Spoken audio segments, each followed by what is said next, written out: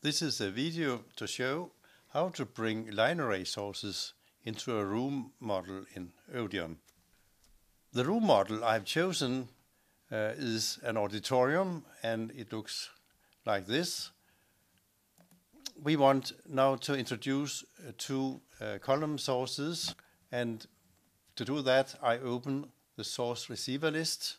I choose an array, new array source.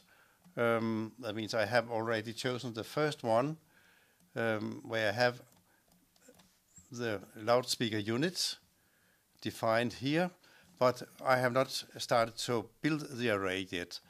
I will take to add a receiver below the first one, and the set coordinate, the height, I will set to minus 0.2 meter, and then I will add a few more, add transducer.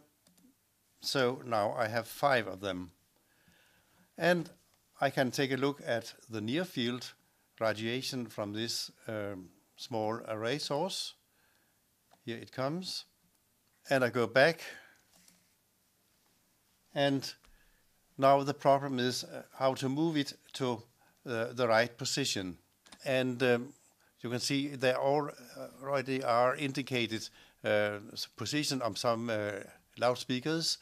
We can take these positions, and if I now press the M button, then I can use the cursor to read the coordinates of these positions for one source here and for the other source here. I read the two coordinates in the bottom. X, Y, Z is here and here, and then I can take a position just in front of this box for my new line array source.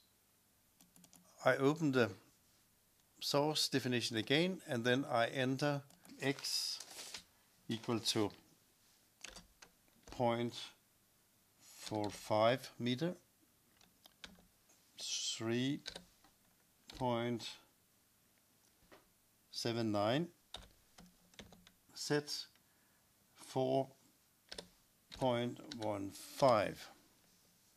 If you take a look at the upper figure, we will see that now the source is here, although it has been placed just below the position I have indicated. So I can change this. If I extend the window here a little more, then the transducer coordinate system can be relative hanging, relative standing, or absolute. If I change to relative standing, the coordinate I have entered indicates the bottom of this array. So now it has the position I wanted. The next question is about the direction, and there are several ways to adjust the direction. We have already some receiver positions. For instance, receiver number 4, we can choose this as an aiming point here. Receiver 4, and press this button. Then we have automatically azimuth and elevation to direct the array towards this position.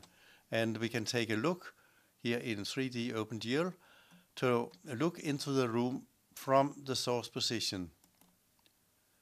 If I zoom a little by Control I, we can see in the center of the picture is the aiming point.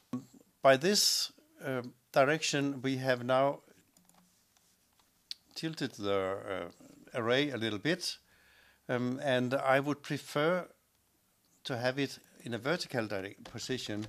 So I will change this elevation angle to 0, and the azimuth, I would change that to minus 10 degrees.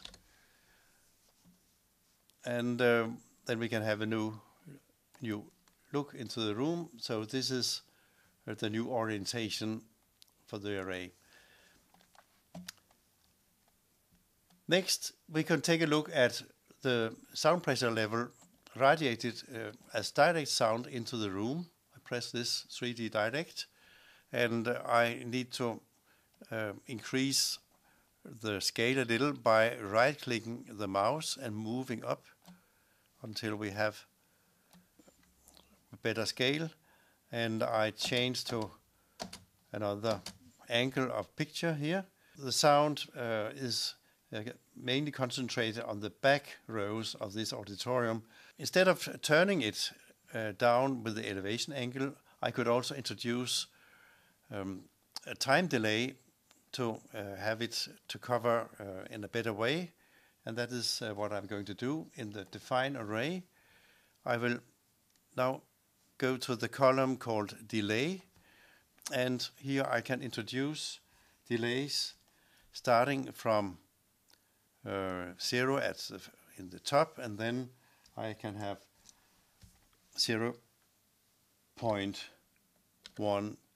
milliseconds and use the same for every step.